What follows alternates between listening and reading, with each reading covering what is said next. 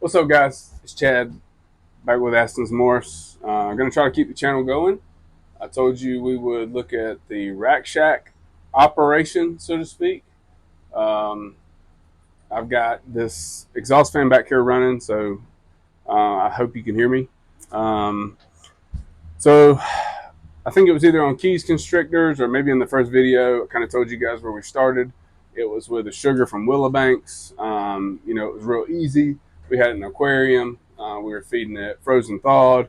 We'd take it out. We put it in water. We'd lukewarm the whole nine, shake it, whatever, and she would strike. She was a great eater.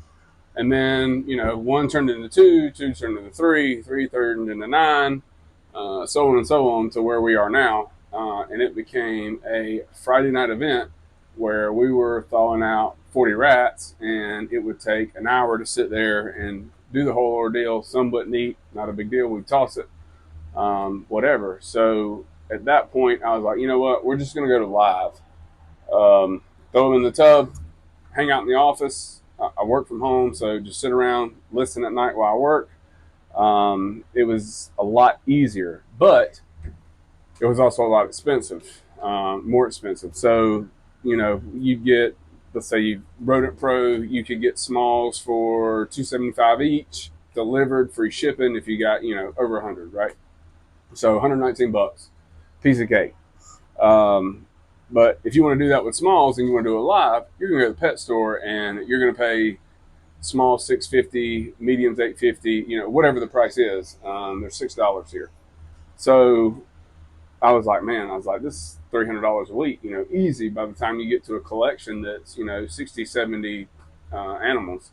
So started out with a rack that is no longer here. It was actually just two of these bins with a 1-to-5 ratio, and the same thing in the second one, and they were pumping them out. We were doing pretty good. And then the collection continued to grow and grow. And like I said, once you got over 40, 50 animals, it became even a bigger issue. I don't like keeping rats in my house. I don't care what anybody tells you. You can never keep the ammonia smell down in the summer, no matter what you do. It's just not possible. So to keep rats in the house is not an option. When I bought this house in 2020 before COVID, this building was out here. This is 8 by 10, and it will support one, two, three, four, five, and I have a 6 rack built to move the feeders over to, because these racks are actually overran. Um, what I started doing was I started with that 1 rack, and then I moved to building these racks, which cost about, I don't know, 80 bucks to build with the tubs from Home Depot. Once I got these built, things started really moving. I didn't buy rats from a pet store for probably, I say it probably took a minute. I bought them as smalls, grew them up. None of the pet stores are going to sell you females because they don't want you to start breeding your own rats. Typically, they'll sell you males if they have them. Um, but it took me about probably 3 months to get this going to the point where I didn't have to go to the pet store to buy any more rats. So it kept growing and growing, and then, I don't know if everybody has the own issue where some of the snakes won't eat. So now you've got rats that age up. You end up keeping those rats. You end up breeding those rats. So then you get overran with rats. So I had to kind of expand out. I'm not big on the Facebook groups for reptiles. I feel like it's kind of a toxic environment. Instagram, YouTube, it's great. But those Facebook groups, nah, they're kind of toxic. But nevertheless, reached out, threw out some things like, hey, I got some feeders in the local area. Um, so what ended up happening was I would have people come over on Sundays that actually, over the course of 2 months, ended up funding and actually buying extra dog food for my dog, the entire operation. So with, let's say, 5 customers coming in every Sunday, I'm able to run this operation, pay for the snakes, pay for the bedding in here, food, bedding, cocoa for the snakes. I don't count water for the utility bill because where I live, the water's high anyway. Um, it's almost, it's not net neutral. It's probably a little bit above profit. But it's cash money. That cash goes on the desk. When it's time to go buy supplies, I buy for a month. I take that cash. I use that cash. I don't use it for anything else. I haven't had to take money out of a checking account yet. So it's kind of how we ended up where we are now. I will say that snake breeding is great. We don't have any more hatchlings. We shipped out the last of our available animals this week. We let go of one of our infamous, what I'll call infamous, uh, hypopod girls that we had grown up from a hatchling that we had plans for, but then end up moving away from that project. She shipped out 2 days ago. Shout out to Redline because we had a shipping issue and they helped take care of it. She was delivered today with no issues. Happy customer. So if you're watching, I hope you love her. We love her too. Um, but anyway, that being said, once we did all this, where we currently live, there are a couple of pet stores that said, hey, we don't want to make a run all the way over to X. Um, do you have any feeders? And I was like, yeah, I got some. What do you need? So I was like, holy crap, how many do you need? I was like, okay, give me just a minute. So I come out here and count. I'm like, yeah, I can do that. So I did it the first week. Profit was X. And then the next week, I thought it was a one-off, and they were like, hey, can you bring us some more? I was like, I don't have enough. I've got to be able to feed my collection. This is what I can give you. So I did that and took them those, and I held back what I needed for the collection. And then at that point, I was like, okay, I need to build more racks. So at that point, there was only these three, and this is what supplied my collection. Now there are these two and another one in my basement that I just finished to go here, which is all this building will support, and this is for the pet store. Um, I plan on breeding these animals for the pet store and these racks over here to supply my collection. What has now happened is there is more demand than I have supply, and there is no more room for me to build. So what I'm going to have to do is take this 8x10 and tear it down after I build my 10x20 over here to the right, which you don't need to see that. It's in my backyard. The trick is I have an HOA. I live in a subdivision in a cul-de-sac. It is I'll say a nice neighborhood on a golf course. So I have to be somewhat cautious with things, but it is something that has to happen. If it doesn't work out, then I'm looking at buying some land somewhere and then building a barn. But the snakes have been great, but I will say if you're ever looking at actual reoccurring income, the rats would be where it is at if you can make that work for yourself in your local area. Um, that being said, breeding rats sucks. I am a business consultant for a company that does ERP and MRP systems for manufacturing, and I fly out on Monday afternoons and I come back on Thursday nights or Fridays, and I have to have someone come tend to this almost every day because something will happen. Either they overate and there's no food, or the water ran out before I got back, or someone chewed through one of these tubs that from Home Depot, which they will do. They got out, they chewed a line, they flooded a tub. It happens, right? I mean, it happens. It doesn't happen every week, but if you don't manage these guys every week, something will happen. So breeding your racks suck, and I guess it boils down to what's more valuable, your time or your wallet. I work from home, so I wake up in the morning, I go to the gym, I come home, I have taken care of these animals, and typically on Thursdays and Wednesdays each week, depending on the rotation. So Thursday the first week I'll clean, Wednesday the next, and then Tuesday. It's every 6 days really. I don't wait to the seventh day unless I have to travel. Then I'll go ahead and double up. If I did it on Friday and I have travel on Monday, I'm going to go ahead and clean them on Sunday night or Monday morning before I have to leave. It takes an hour and 30 minutes to clean these racks, 1, 2, 3, 4, 5, top to bottom, clean, feed, water, take the tubs out every 2 weeks, scrub these down with water so there's no bacteria in there. and then bring a shot back in here and suck all the dust off. You can't see it, but there is dust in here. Um, I'm going to pop this off real quick and just walk around. So before, when we started, there used to be condensation on the walls in here, and I thought that that stain on the bottom down there was from rain, because every time I came out here and it rained, there was always water down here. Well, this year, when the temperature changed, I noticed, and I didn't notice it before because I had a board, like some boarding over here. The wall was wet, and I was like, well, shit, it's from the condensation. So the temperature changed from outside to inside in here with these water compartments in here was causing condensations on the wall to sweat and drip down. So I went and looked for different solutions, and this guy right here is from AC Infinity. This will exchange the air in here 2 times per minute if it's on level 10. It is Wi-Fi enabled, so it syncs to my phone. I get high temp and low temp and humidity alerts on my phone.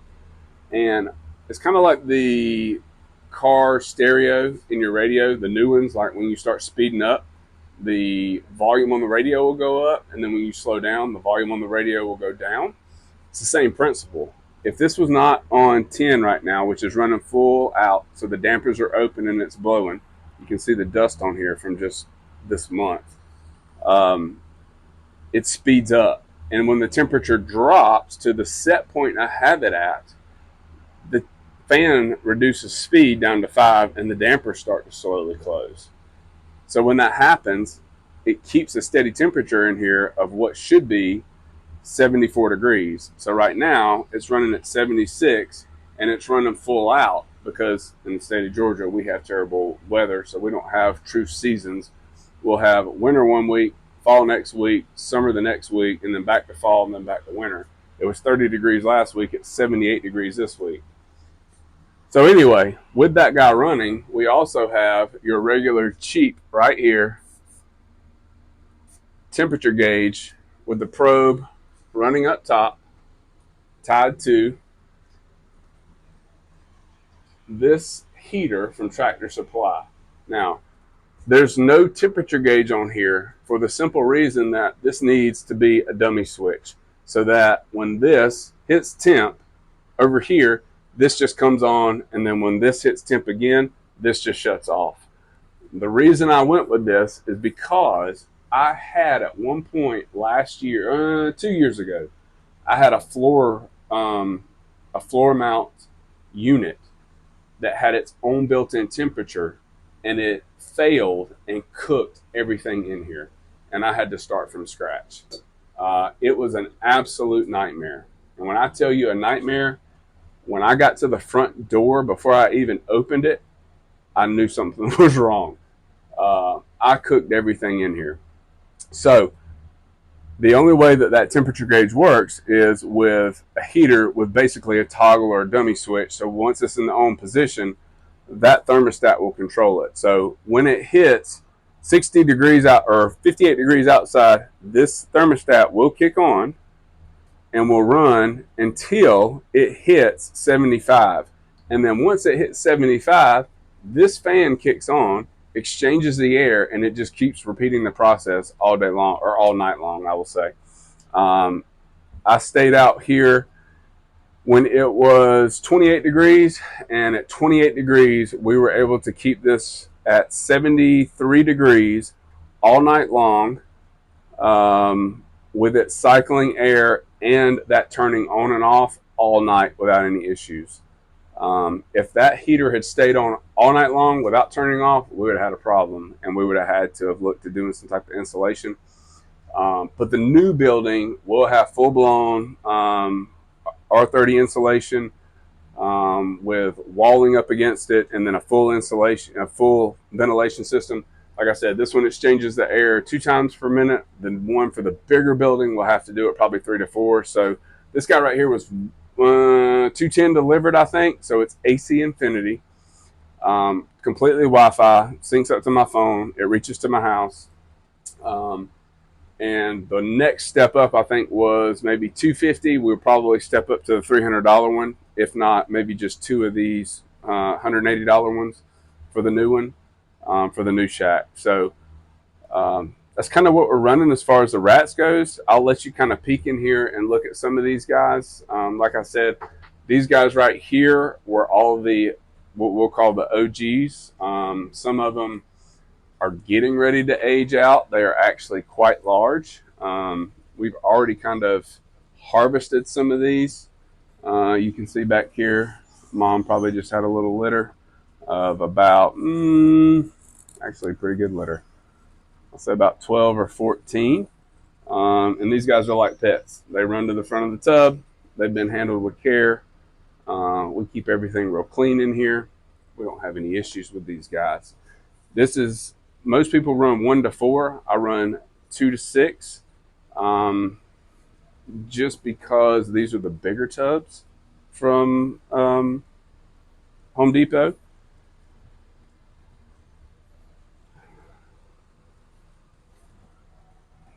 We got another litter back here that she's nursing on. Leave her alone.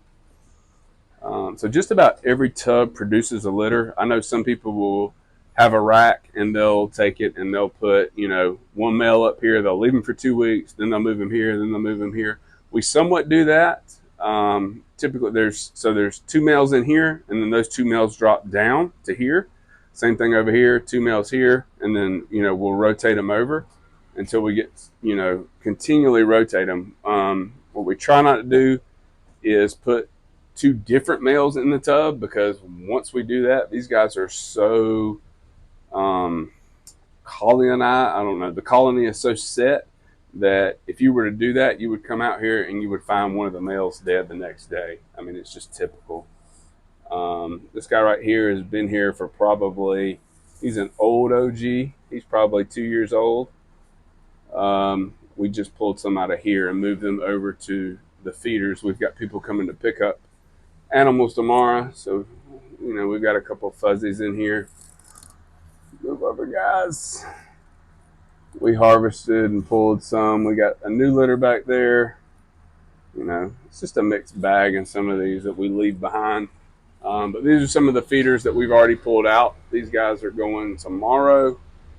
This is not to feed our collection. This is for customers. So we'll break these out between small, medium, and weans tomorrow. But those are some of the feeders in there.